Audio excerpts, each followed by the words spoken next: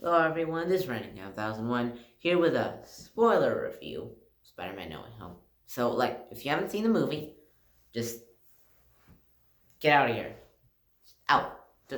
Or, I mean, you can stay if you want, but, probably not a good idea. So, yeah, it's a spoiler review. For us to talk to Yassman Kid about it, he really loved it. Um, he loved seeing all the Spider-Man together, Sinister Six, all that stuff. 10 out of 10 from him, from me too. Um, so let's talk about it. So it starts off, with Peter getting his identity exposed, right? And we see how much, his friends still trust him and all that. Uh, and they don't think he killed Mysterio. Then he goes to Doctor Strange to say, hey, make everyone forget.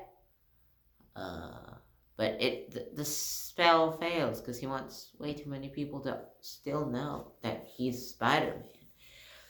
So then a bunch of villains pop up from out of the multiverse in their villainous state. Doctor Strange wants to send them back to where they went to die, pretty much. But Peter, because of some things that Aunt May said to him and all that, it's like, no, we can't send them back. They're gonna die. Has to be another way. I kind of agreed with Doctor Strange, personally. I mean, now the multiverse is gonna go into madness. Literally the title of the next Marvel movie. Yeah, the next Marvel movie. So, I mean, I kind of agree with Doctor Strange on this one. He he was right about sending them all back, not getting all this chaos. Aunt May died because Peter didn't send them back. And okay, let's talk about that moment because that that was such a great death scene. And right after she said, "With great power has to come great responsibility." They changed around the line a little bit, but pretty much the same line. It means the same thing as from some of the other Spider-Man movies.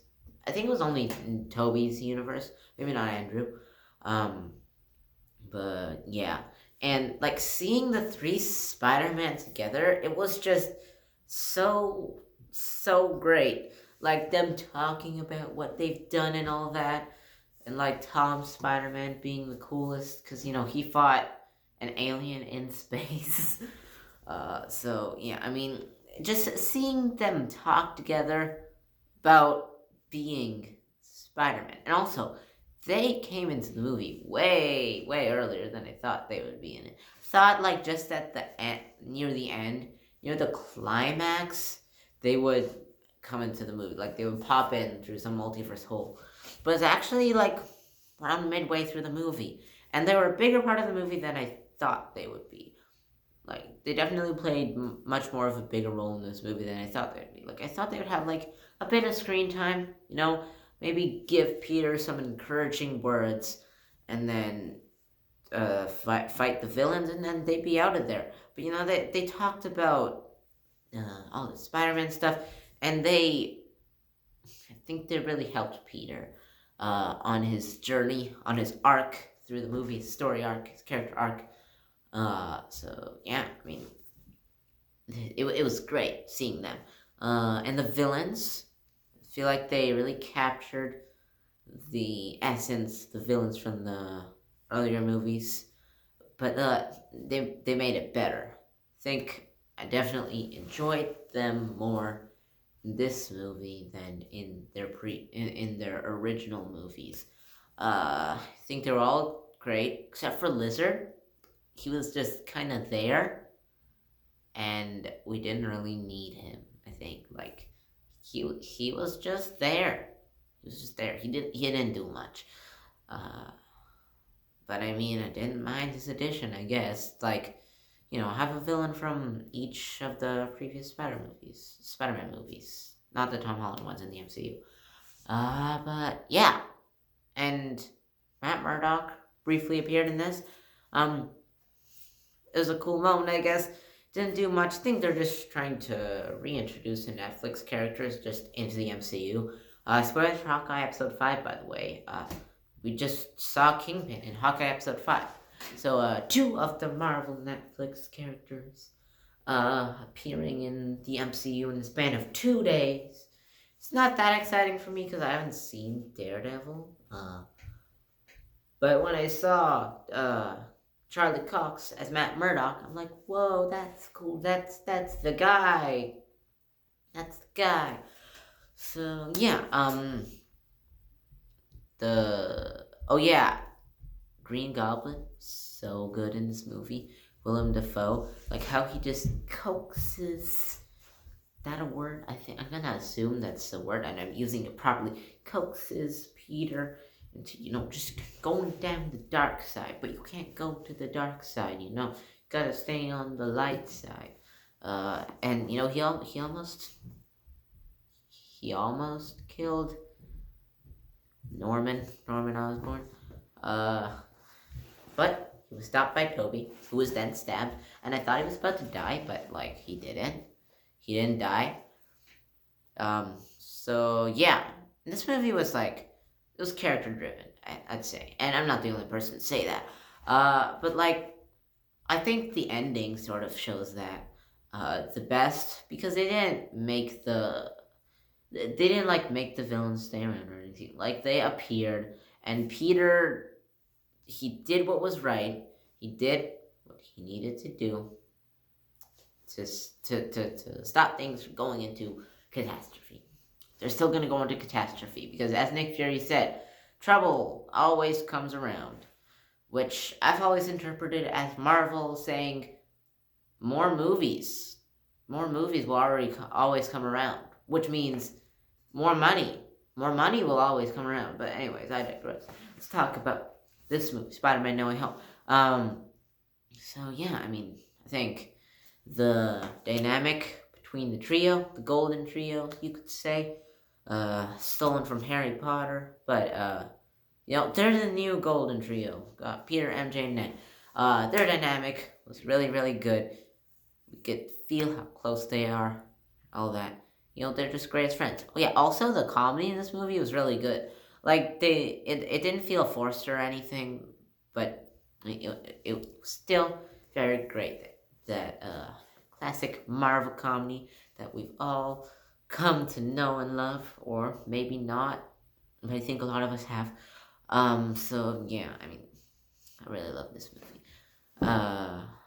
Yeah, the comedy is great timing. I laughed a few times. I'm not an easy laugh, so good job, Marvel, on the comedy in this movie.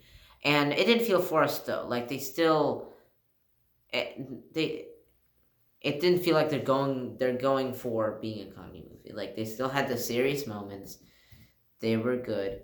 I don't think the real serious moments, for example, the Tobey and Andrew's Spider-Man talking to Peter after Aunt May just died. They didn't undercut that with a joke or anything. They left the real serious emotionally moments, the moments that are emotionally serious. They didn't just put a joke in there, right? Put a joke the right times. I feel like. I think Marvel is good at doing that. So yeah, I think that's about it. Really love this movie. Ooh, okay, let's talk about post-credit scene, which was basically just a teaser for Multiverse of Madness. So it was short. It's not like a full trailer. It's more like a teaser. This might not even be a full teaser. It's like a teaser before the actual teaser that they'll release on YouTube and stuff. I think they just put this in there so that people see this movie. They absolutely love it. They're like, oh, just wait, there's another movie coming. Also to do with the multiverse. Check out a little teaser. I think it was good. We got Mordo as the villain, right? And I think at the end there we might have seen Supreme Strange from What If. If so, that's pretty cool. That's pretty cool. And just from that little teaser, we might have seen like one or two scenes of that, or not scenes, shots of Supreme Strange. Like Benedict Cumberbatch's performance as Supreme Strange, or maybe not Supreme Strange, was already really good. Like I already loved it so much. So I'm really excited for Multiverse of Madness. So yeah, 10 out of 10 for this movie. I'm gonna go do the Freelancers finale video. Two great things in one day. No Way Home and the Freelancer finale. Nice. Oh wait. One more thing. Gotta rank this in my ranking of Marvel movies. I'm debating put this first place. Like Endgame is first place currently for me. I don't know if this is above Endgame.